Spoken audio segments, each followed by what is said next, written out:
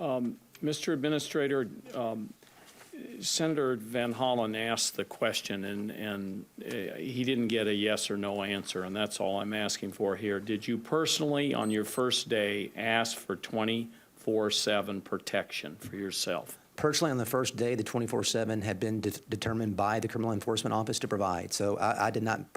You did not. I did not direct that. I didn't direct that on the first day. So your answer is no.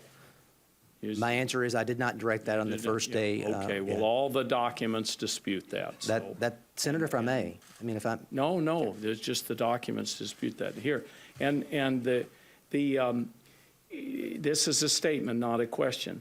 But my understanding from the reporting on this is that you have never had a security assessment to determine whether 24/7 was required. And that's been reported yesterday in the Washington Post. Now, when we sat in this room together in June of last year, I asked you to confirm that you would respond to all questions, including written correspondence, from both majority and minority members of this subcommittee as quickly as possible. And your answer was, quote, yes, without question. Does that commitment still stand? Yes. Now, why then have you still not answered my April 4th letter and my May 9th follow-up letter requesting information related to your condo rental here in D.C.? I'll check.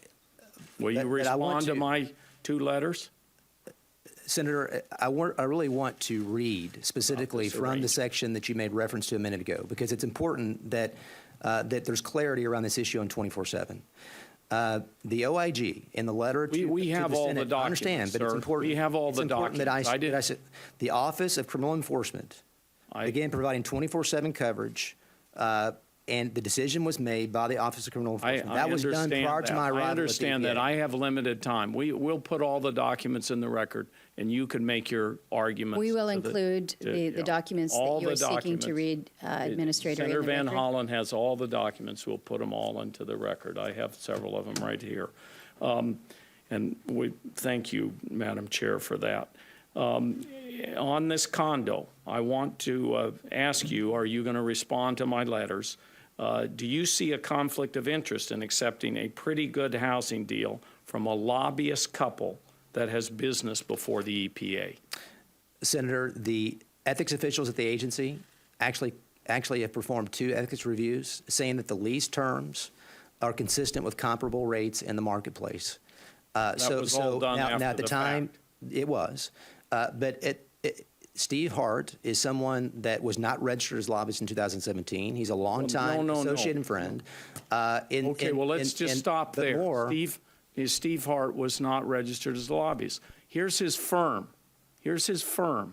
Email, answer to question. Williams and Jensen told The Hill in an email, quote, an independent review of the firm's lobbying activity in advance of the quarterly filing deadline concluded that Mr. Hart had lobbying contact with the Environmental Protection Agency in the first quarter of 2018, period, end quote. In the period in question. Do you think that's acceptable to have this individual, Mr. Hart, who's a lobbyist, and then you rent a room from him at a pretty good deal? Yes or no? The filing that you're referring to was for the first quarter of 2018. It was for the firm, and Mr. Hart was not listed on that disclosure. Well, Mr. Hart was a lobbyist, and you rented a room from him, and you had issues pending before your agency at the time that Hart's firm were working on, which is, to me, that is the exact swamp that President Trump was trying to get rid of. And all of these questions I've been asking about is this swampy behavior that's going on here. I mean, consistently, over and over and over again, whether it's sirens, whether it's, perks for you and your friends, for your staff. Let me move here to your, it's been reported that a member of your staff, one who got a 33% raise to over $114,000 earlier this year, house hunted for you during work hours. This would be a violation of federal rules as well as a misuse of taxpayer dollars. Did your staff contact realtors and arrange tours for you during working hours? Yes or no? It's my understanding that all activity there was on Yes or personal no, time. sir? Yes As I or no? indicated, it's my understanding that all activity there was on personal time. And the individual that you're referring to is a longtime friend of my wife and myself. So And to did you- link did you any type pay- of review did you- on a pay increase is just simply not substantiated. Well, It's just not, it's not related at all. Let me, you're an attorney general, we're an attorney general, you're a law enforcement official. CFR regulations prohibit directing a subordinate to do personal work for you, and if they volunteer, that is a gift. Services must be paid for at fair market value. So it doesn't cut it that they're a friend or that kind of thing. Did you pay them at the time for doing that All work? activity that I'm aware of that was engaged in by the individual you're speaking about Yeah. occurred in personal time. And did you pay them for it? No, I did not. Then that's a gift. That's in violation of federal law.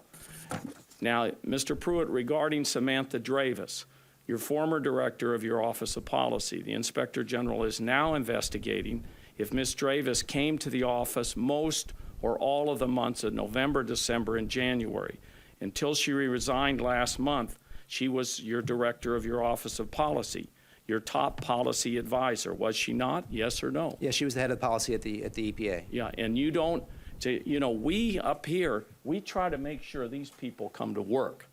Were you making We sure do as she well. came to work for 3 months? In fact, interacted with her multiple times through that process. Those 3 months, November, December, and January, she Schedule was in work. The schedule shows that she was attending meetings, not just with me, but others in the agency. And she worked the whole time. That's your testimony.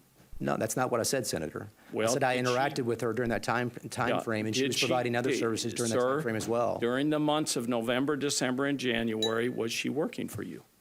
She was employed at the agency, and there's a review of that process ongoing, and the record will bear that out. Thank you, Madam Chair. My time's up. Thank you, Senator Udall. Senator Van Hollen.